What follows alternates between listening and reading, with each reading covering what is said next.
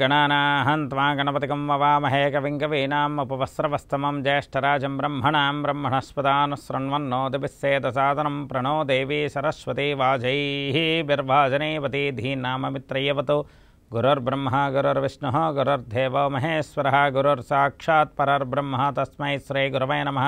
सदाशिवसमारम्भं व्यासशङ्करमध्यमाम् अस्मदाचार्यपर्यन्तं वन्दे गुरुपरम्परां। नमस्ते अस्तु भगवन् विश्वेश्वराय महादेवाय त्रयम्बकाय त्रिपुरान्तकाय त्रिकाग्निकालाय कालाग्निरुद्राय नीलकण्ठाय मृत्युञ्जयाय सर्वेश्वराय सदाशिवाय श्रीमन्महादेवाय नमो नमः। विद्याक्षमालाशकपालमुद्रां राजत्करं कुन्दशमानकान्तिं मुक्ताफलालङ्कृतशोभिताङ्गिं बालां स्मरे वाङ्मय सिद्धिहेतोः।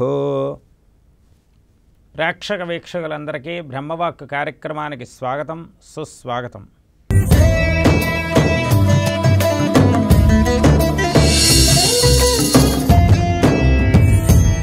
5/5/2025 సోమవారం నేటి పంచాంగం.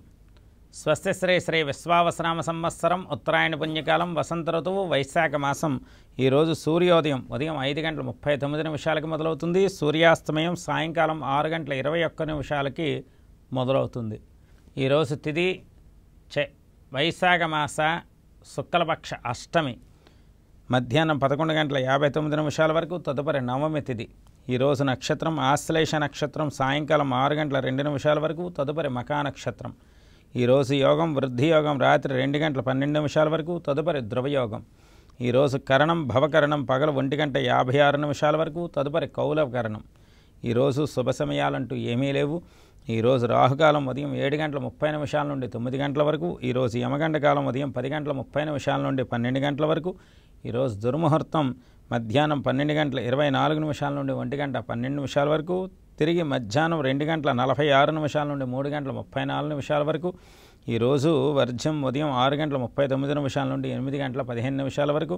ఈరోజు అమృత గడియలు సాయంకాలం 4:24 నుండి 6 గంటల వరకు. ఈరోజు రాశి చక్రంలో ఉన్నటువంటి గ్రహస్థితి గమనాన్ని ఒక్కసారి పరిశీలన చేద్దాం. మేషరాశిలో రవి, వృషభ రాశిలో గురువు, కర్కాటక రాశిలో చంద్రకుజులు, కన్యారాశిలో కేతువు, మీనరాశిలో రాహు, శుక్రుడు, బుధ, శనిగ్రహాలు. ఈ విధంగా రాశిచక్రంలో ఉన్నటువంటి గ్రహస్థితి గమనాన్ని మనం నిక్షిప్తత చేసుకున్నాం. తదుపరి తెలుసుకోబోయే అంశం నేటి విశేషం.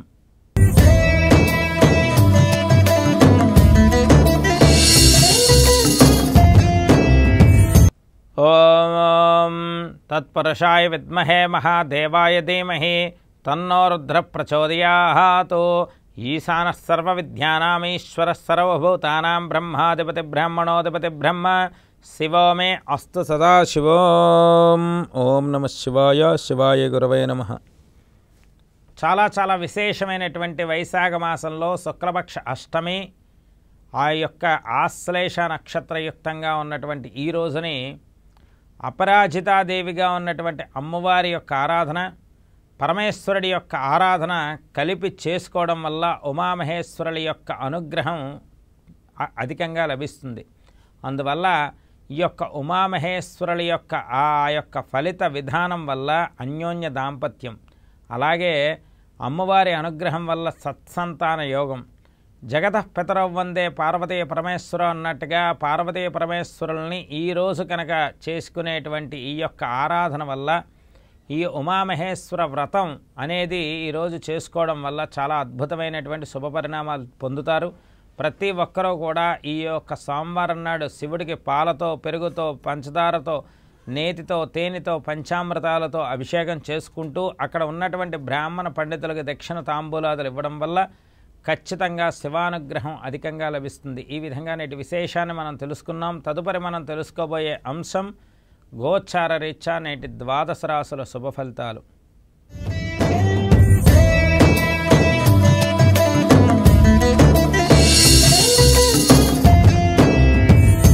ముందుగా మేషరాశి.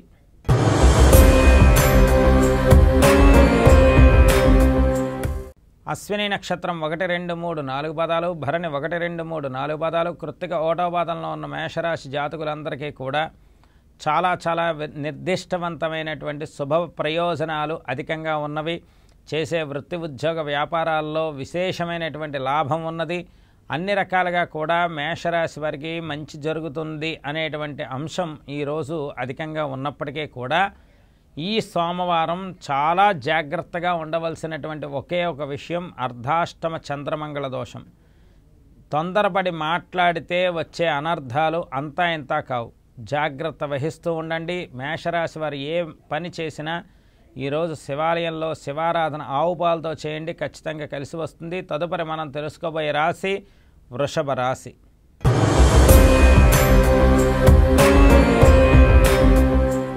కృత్తికా నక్షత్రం 2, 3, 4 పాదాలు, రోహిణి 1, 2, 3, 4 పాదాలు, మృగశిర 1, 2 పాదాల్లో ఉన్నటువంటి వృషభ రాశి జాతకులందరికీ కూడా చాలా విశేషమైనటువంటి శుభ పరిణామాలు చంద్రమంగళ యోగం వల్ల వృషభ రాశి వారికి వస్తున్నది.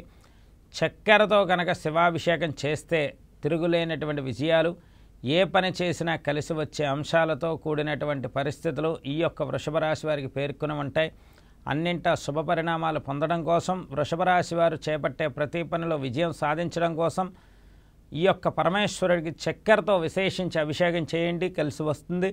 తదుపరి మనం తెలుసుకోబోయే రాశి మిథున రాశి.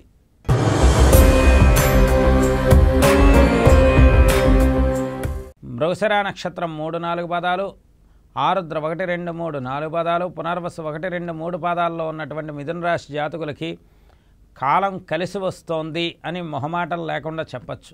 జాగ్రత్త వహిస్తూ ఉండండి. కాలం ఖచ్చితంగా కలిసి వస్తుంది. చేసే ప్రతి పనిలో కూడా మీ యొక్క అజమాయిషి పెత్తనం, మీ యొక్క పెద్దరికం నిలబడుతుంది.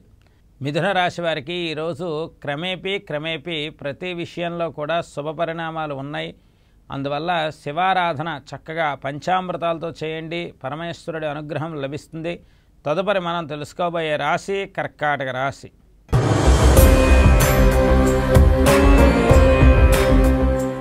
పునర్వసు నక్షత్రం 4వ పాదం, పుష్యమి 1, 2, 3, 4 పాదాలు, ఆశ్లేష 1, 2, 3, 4 పాదాల్లో ఉన్నటువంటి ఈ యొక్క కర్కాటక రాశి వారికి రాశ్యాధిపతి రాశిచక్రంలోనే ఉంటూ గురువు యొక్క తృతీయ దృష్టి చంద్రుడి మీద ఉండడం వల్ల కర్కాటక రాశి వారికి కలిసి వస్తుంది. ఏ పని చేసినా శుభం జరుగుతుంది. అన్నింటా విశేష యోగాలు ఉన్నవి. అన్నింటా కూడా శుభ పరిణామాలు ఉండేటువంటి కర్కాటక రాశి వారికి శివారాధన శుభప్రదంగా యోగిస్తుంది, అంతా విశేషించి లాభిస్తుంది. తదుపరి మనం తెలుసుకోబోయే రాశి సింహరాశి.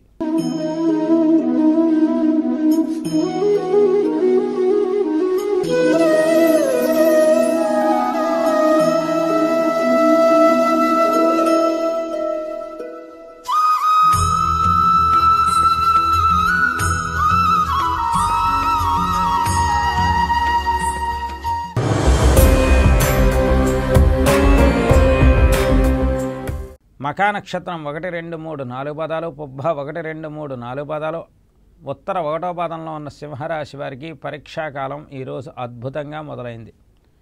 ఇక నుండి ఆర్థికపరమైనటువంటి సౌజన్యత సింహరాశి వారికి అధికమైనటువంటి అవసరం.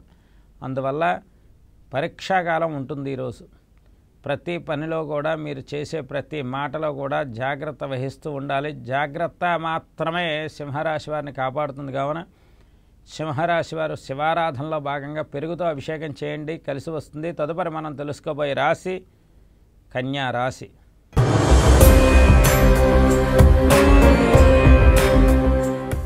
ఉత్తరా నక్షత్రం 2, 3, 4 పాదాలు, హస్త 1, 2, 3, 4 పాదాలు, చిత్త 1, 2 పాదాల్లో ఉన్న కన్యారాశి జాతకులకి చంద్రకుజుల యొక్క బలంతో దూసుకుపోతారు ఈ సోమవారం నాడు.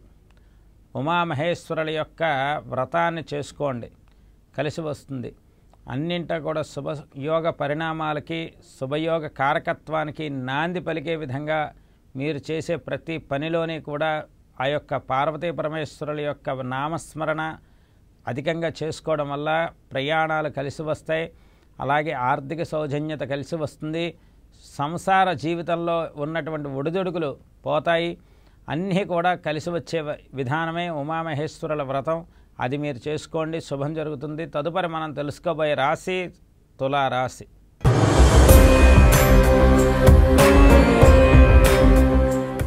చిత్తా నక్షత్రం 3, 4 పాదాలు, స్వాతి 1, 2, 3, 4 పాదాలు, విశాఖ 1, 2, 3 పాదాల్లో ఉన్నటువంటి తులారాశి వారికి అష్టమ గురుదోషం చాలా ఇబ్బంది పెడుతుంది.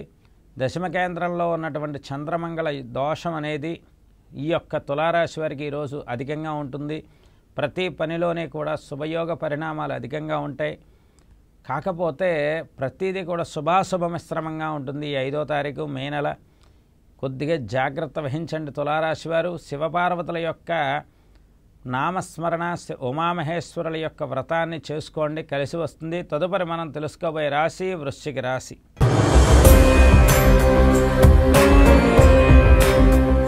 విశాఖ నక్షత్రం 4వ పాదం, అనురాధ 1, 2, 3, 4 పాదాలు, జ్యేష్ఠ 1, 2, 3, 4 పాదాల్లో ఉన్నటువంటి వృశ్చిక రాశి వారికి ధనపరమైనటువంటి విషయాల్లో ఎటువంటి లోటు ఉండకపోయినప్పటికీ మానసిక ప్రశాంతతలో కొన్ని ఇబ్బందులు ఉంటాయి. అన్నింటా కూడా జాగ్రత్త వహించవలసినటువంటి స్థితి ఏర్పడుతోంది. ప్రతి పనిలోనే కూడా జాగ్రత్త వహించాలి. ముఖ్యంగా మీ మాటలో అన్ని రకాలుగా కూడా మాట తీరుని ఎంచే వాళ్ళ సంఖ్య అధికంగా ఉంటుంది. దీనివల్ల కొద్దిగా మనస్సు చిన్నపాటి ఇబ్బందికరమైన వాతావరణం కూడా ఉంటుంది. జాగ్రత్త వహిస్తూ ఉండండి.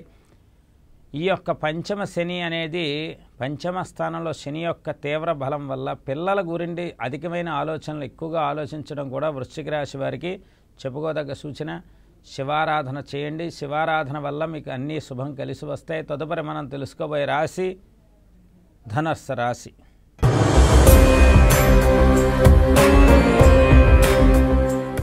మూలా నక్షత్రం 1, 2, 3, 4 పాదాలు, పూర్వాషాఢ 1, 2, 3, 4 పాదాలు, ఉత్తరాషాఢ 1వ పాదంలో ఉన్న ధనుస్సు రాశి వారికి అష్టమ చంద్ర దోషం అనేది ఈరోజు ఉన్నది. కావున ఆవు పాలు, చక్కెర ఈ 2 పదార్థాలతో అధికంగా శివారాధన చేయడం వల్ల కొద్దిగా చంద్రదోషం పోతుంది. 1 కేజీ పావు పంచదారని ఒక బ్రాహ్మణ పండితుడికి పిలిచి దక్షిణతో సహా దానం ఇవ్వడం వల్ల చంద్రదోషం అనేది పోతుంది సోమవారం నాడు.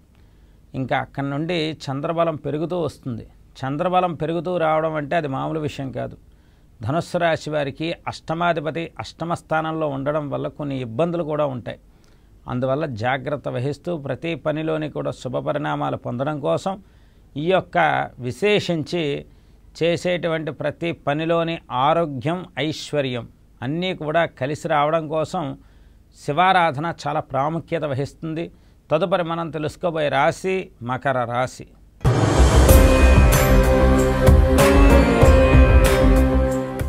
ఉత్తరాషాఢ నక్షత్రం 2, 3, 4 పాదాలు, శ్రవణం 1, 2, 3, 4 పాదాలు, ధనిష్ట 1, 2 పాదాల్లో ఉన్నటువంటి మకర రాశి జాతకులందరికీ కూడా చాలా విశేషించి శుభ పరిణామాలు పొందడం కోసం, అన్నింట శుభ కార్యక్రమాల యొక్క అనుగ్రహం రావడం కోసం ఈ గ్రహస్థితి కలిసి వస్తోంది.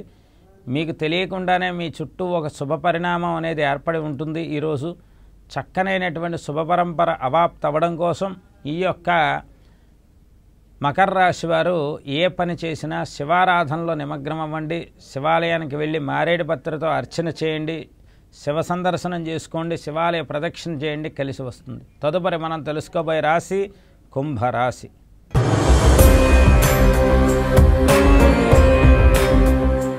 ధనిష్ఠ నక్షత్రం 3, 4 పాదాలు, శతభిషం 1, 2, 3, 4 పాదాలు, పూర్వభద్ర 1, 2, 3 పాదాల్లో ఉన్నటువంటి కుంభరాశి జాతకులకి నిర్దిష్టవంతమైనటువంటి శుభయోగ్య పరంపర అధికంగా ఉంటుంది.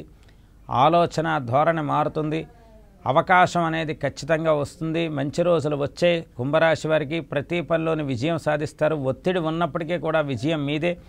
ఈ కుంభరాశి వారు ఈరోజు ఖచ్చితమైనటువంటి శివారాధన చేస్తూ తేనెతో అభిషేకం చేసుకోవడం వల్ల శుభం జరుగుతుంది. తదుపరి మనం తెలుసుకోబోయే రాశి మీన రాశి.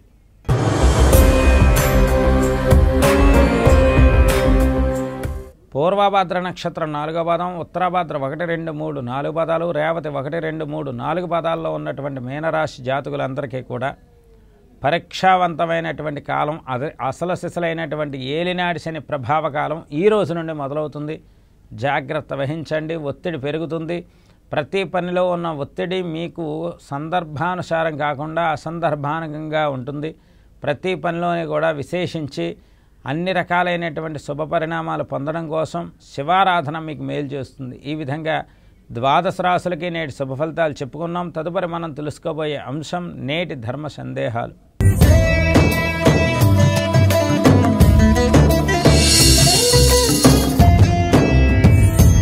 ఓం సజ్జోజాతం ప్రబధ్యామి సజ్జోజాతాయ వై నమో నమః.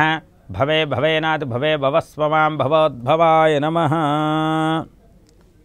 మనకి పంచభూతాత్మకంగా ఉండేటువంటి పరమేశ్వరుడు సజ్జోజాత వామదేవ అఘోర తత్పురుష ఈశాన పరమశివ గోత్రోద్భవంలో ఈ యొక్క పరమేశ్వరుడు మనల్ని పరిపాలిస్తుంటాడు. గాలి, నీరు, నిప్పు, ఆకాశం, భూమి, ఇది 5 ఉన్నటువంటి పంచభూతాత్మకమైనటువంటి దేవుడు పరమేశ్వరుడు. ఒక వ్యక్తి ఉచ్ఛ్వాస నిశ్వాసాలతో ఊపిరి ఉన్నది అంటే ఆ యొక్క పరమేశ్వరుడు ఆయన హృదయంలో ఉన్నట్టు. ఎప్పుడైతే పరమేశ్వరుడు ఈ శివమయమైన దేహాన్ని విడిచిపెడతాడో అప్పుడు ఆ వ్యక్తి శరీరాన్ని చాలించి శవం అవుతాడు. ఎందుకంటే మన జీవితంలో చిట్ట చివరి చర్మాంకంలో మనల్ని చుట్టూ అందరూ విడిచిపెట్టినా విడిచిపెట్టకుండా ఉన్నటువంటి ఏకైక దేవుడు కేవలం పరమేశ్వరుడు మాత్రమే. అందుకే ప్రతి సోమవారం బతికున్నంతకాలం, ఊపిరి ఉన్నంతకాలం కూడా శివారాధన చేయమని, ప్రతి నిత్యం శివనామస్మరణ చేయమని పెద్దలు చెప్తూ ఉంటారు. పరమేశ్వరుడు అనేటువంటి శక్తి మనకి లేకపోతే, ఆ ప్రణవ శక్తి లేకపోవడం వల్లే మనకి ఇబ్బందులు వస్తాయి. ఆ పరమేశ్వరుడి యొక్క ప్రణవ శక్తి ఎప్పుడైతే ఉంటుందో మనకి సమస్యల జోలికి మనం వెళ్ళం, మన జోలికి సమస్యలు రావు. అందువల్ల నిరంతరము కూడా శివారాధనకి ప్రతి వ్యక్తి ఉపయుక్తం అవ్వాలి. గ్రహస్థితులు ఎలా ఉన్నా కాలాన్ని రూపుదిద్ది కాలాన్ని కలిసి వచ్చేటువంటి ఏకైక దేవుడు, ఏకైక భగవంతుడు పరమేశ్వరుడు ఒక్కడే.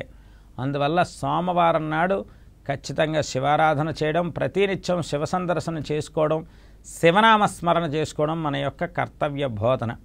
అందువల్ల ప్రతి ఒక్కరూ ఈ యొక్క దృగ్విషయాన్ని దృష్టిలో పెట్టుకుని శివాలయానికి వెళ్ళండి, శుభం జరుగుతుంది. ఈ విధంగా నేటి ధర్మ సందేహాన్ని ముగిస్తూ రేపు ఆంజనేయ స్వామి యొక్క ఆరాధనతో చక్కనైనటువంటి శుభపరిణామాలు పొందడం కోసం మళ్ళీ మన బ్రహ్మవాక్కు కార్యక్రమంలో కలుసుకుందాం. సర్వే జనా సుఖినో భవంతు. స్వస్తి.